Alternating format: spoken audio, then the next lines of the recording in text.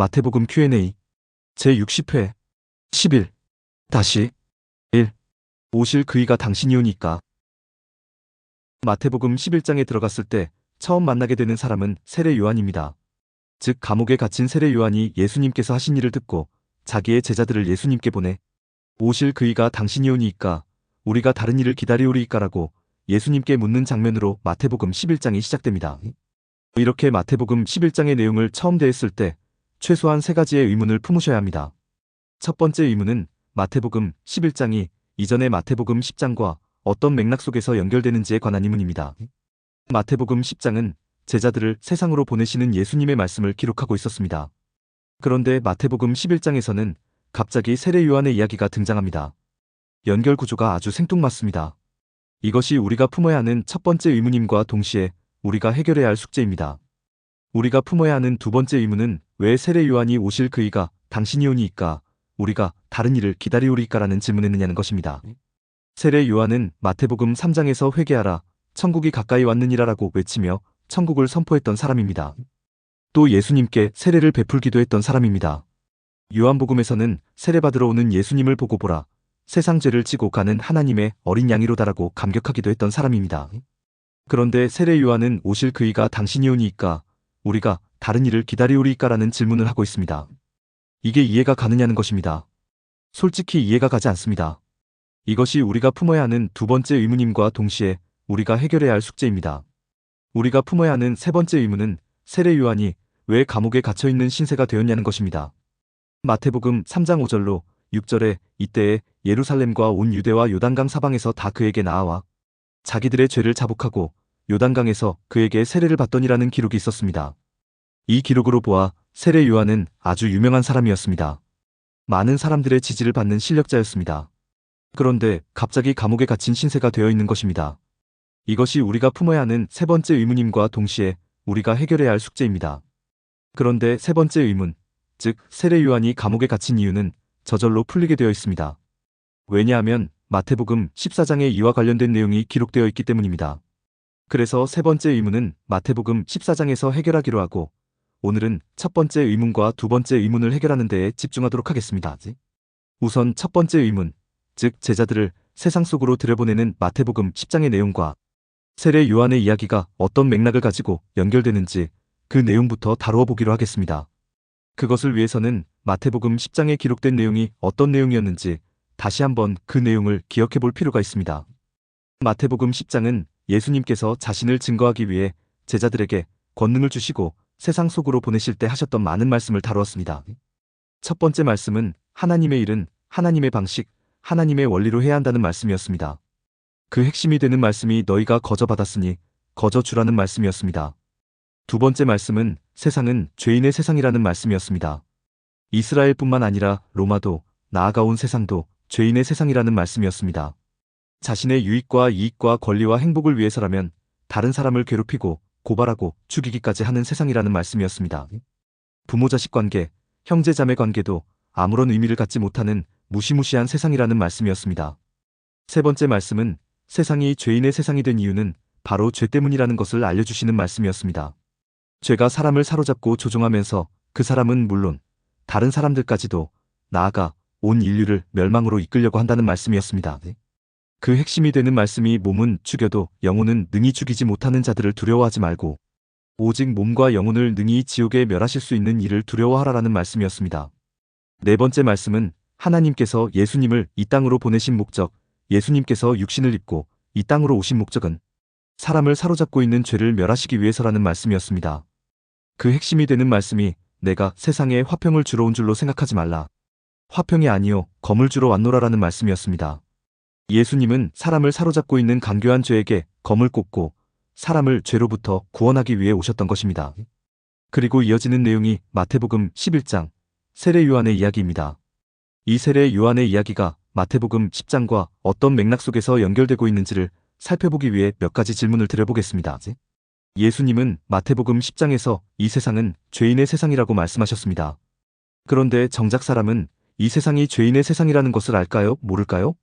모릅니다가 정답입니다.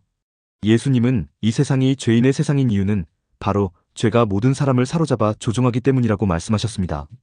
그런데 정작 사람은 자신이 죄에게 사로잡혀 있고 죄에게 조종당하고 있다는 것을 알까요? 모를까요? 역시 모릅니다가 정답입니다. 예수님은 사람이 가장 두려워해야 하는 존재는 하나님도 아니고 사람도 아니고 바로 죄라고 말씀하셨습니다. 그런데 정작 사람이 가장 두려워해야 하는 존재가 죄라는 사실을 알까요? 모를까요? 역시 모릅니다가 정답입니다. 예수님은 죄에게 검을 꽂고 사람을 죄로부터 구원하기 위해 오셨다고 말씀하셨습니다. 그런데 정작 사람은 예수님의 이 목적을 알까요? 모를까요? 역시 모릅니다가 정답입니다. 예수님께서 죄를 멸하면 모든 죄인이 성도가 됨으로써 세상은 하나님의 심정과 마음, 하나님의 성품과 속성, 하나님의 가치와 원리가 충만한 천국으로 변화가 됩니다. 그런데 정작 사람들은 세상이 천국이 되고 자신들은 천국 시민인 성도가 된다는 것을 알까요? 모를까요? 역시 모릅니다가 정답입니다. 사람들은 아무것도 알지 못합니다. 사람 자체가 완전히 죄에게 종속되어 있기에 사람들은 아무것도 모릅니다. 죄가 사람의 모든 몸과 사람의 모든 마음과 사람의 모든 정신을 사로잡고 있기에 사람들은 아무것도 모릅니다. 사람들은 아무것도 모른다는 것, 바로 이것을 보여주고자 하는 내용이 마태복음 11장입니다. 그리고 이것을 보여주기 위해 성경이 등장시키는 인물이 바로 세례 요한입니다. 이로써 첫 번째 의문이 해결되었습니다. 이제 두 번째 의문, 즉 세례 요한이 왜 오실 그이가 당신이오니까 우리가 다른 이를 기다리오리까라는 질문을 했는지 그 이유를 확인해 볼 차례입니다. 물론 큰 틀에서는 이미 이 문제를 해결했습니다. 즉 모든 사람이 아무것도 모르고 있다는 사실을 세례 요한이라는 사람을 통해 성경이 보여주려 하고 있다는 것을 확인했습니다. 하지만 세례 요한이 왜 이런 질문을 했는지 이 질문 자체를 우리가 치밀하게 따져볼 필요가 분명히 있습니다. 오늘 영상 초반부에도 말씀드렸지만 세례 요한은 예수님과 동일한 내용의 선포, 즉 회개하라, 천국이 가까이 왔느니라라고 선포했던 사람이고 예수님께 세례를 베풀기도 했던 사람이고 예수님의 출현에 감격하기도 했던 사람입니다. 그런데 오늘 질문을 보면 예수님에 관해 큰 의문을 품고 있음을 알 수 있습니다. 오늘 질문의 의도가 무엇입니까? 당신이 진정 메시아가 맞습니까? 라는 질문입니다. 당신이 진정 그리스도가 맞습니까? 라는 질문입니다. 우리가 다른 일을 기다려야 하는 것 아닙니까? 라는 질문입니다. 지금 세례 요한은 예수님에 관해 큰 의심을 품고 있는 것입니다. 예수님을 메시아로, 예수님을 그리스도로 인정하지 못하고 있는 것입니다. 세례 요한은 왜 이런 마음을 갖게 되었을까요? 그 힌트가 되는 내용이 있습니다. 그 힌트가 되는 내용이 바로 마태복음 11장 2절, 요한이 옥에서 그리스도께서 하신 일을 듣고입니다. 그렇습니다. 세례 요한은 예수님께서 어떤 일을 하셨는지 사람들에게서 들었습니다. 또 어떤 말씀을 하셨는지도 사람들에게서 들었습니다. 분명히 들었습니다. 그런데 예수님에 관한 이야기를 듣자 곧 의심이 생겨난 것입니다. 예수님께서 하신 말씀의 내용, 예수님께서 하신 일의 내용을 듣고 의심이 해소되는 게 아니라 오히려 그가 메시아가 맞는지, 그가 그리스도가 맞는지 의심이 커지는 것입니다. 그래서 나오는 질문이 바로 오실 그이가 당신이오니까 우리가 다른 이를 기다리오리까라는 질문입니다. 그런데 세례 요한이 예수님께 세례를 베푼 이후부터 오늘 질문이 나오기 이전까지 어떤 내용이 있었습니까? 예수님께서 마귀로부터 3가지 시험을 당하는 장면이 있었고 회개하라 천국이 가까이 왔느니라라고 선포하시는 장면이 있었고 어부들로 제자들을 삼으시는 장면이 있었고 산상수훈을 선포하시는 장면이 있었고 나병 환자, 중풍병자, 귀신 들린 자 등을 고쳐주시는 장면이 있었고 바람과 바다를 잔잔하게 하시는 장면이 있었고 제자들을 세상 속으로 보내시는 장면이 있었습니다. 그리고 세례 요한은 감옥에서 예수님께서 이런 일들을 행하셨다는 이야기를 들었습니다. 그런데 이 일 중에 예수님이 의심을 살 만한 일이 있습니까? 없습니까? 없습니다. 예수님이 메시아가 아니라고, 그리스도가 아니라고 의심을 살 만한 일이 있습니까? 없습니까? 없습니다. 하지만 세례 요한은 의심하고 있습니다. 이것이 의미하는 바가 무엇이겠습니까? 이것이 의미하는 바는 지금까지 행하신 예수님의 말씀과 예수님의 행동이 세례 요한이 생각하고 세례 요한이 기대하던 것과는 전혀 딴판으로 전개되고 있다는 것을 의미합니다. 세례 요한이 생각하는 그리스도의 모습이 분명히 있습니다. 세례 요한이 기대하는 그리스도의 모습이 분명히 있습니다. 그런데 예수님의 말씀, 예수님의 행동이 세례 요한의 생각과 기대를 완벽하게 무너뜨리고 있는 것입니다. 한마디로 메시아답지 않고 그리스도답지 않은 것입니다. 그러니까 오실 그이가 당신이오니까 우리가 다른 이를 기다리오리까라는 질문이 나오는 것입니다. 그렇다면 세례 요한이 생각하고 세례 요한이 기대하던 그리스도는 어떤 그리스도일까요? 세례 요한이 생각하고 기대하는 그리스도는 로마의 식민 통치로부터 이스라엘을 해방할 그리스도입니다. 가난과 질병으로부터 이스라엘을 해방할 그리스도입니다. 사회적 불평등으로부터 이스라엘을 해방할 그리스도입니다. 항차 이스라엘의 왕으로 등극하실 그리스도입니다.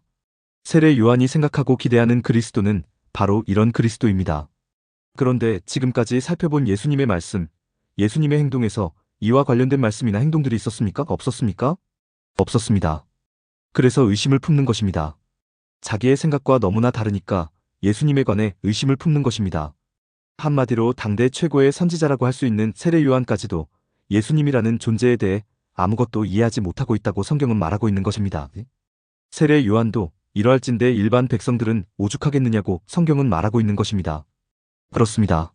사람들은 자신에 대해서도 예수님에 대해서도 예수님께서 하실 일에 대해서도 아무것도 모르고 있다는 사실을 세례 요한을 통해 밝혀주는 내용, 그 내용이 마태복음 11장입니다.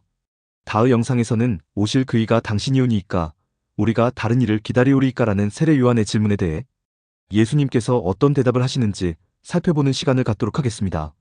많은 기대 부탁드립니다. 오늘 내용에 공감하셨다면 구독과 좋아요, 알림 설정 부탁드립니다. 하나님의 말씀을 바르게 전하는데 큰 도움이 될 것입니다. 평등하고 공정하며 정의롭고 행복한 세상을 이루는데 큰 도움이 될 것입니다.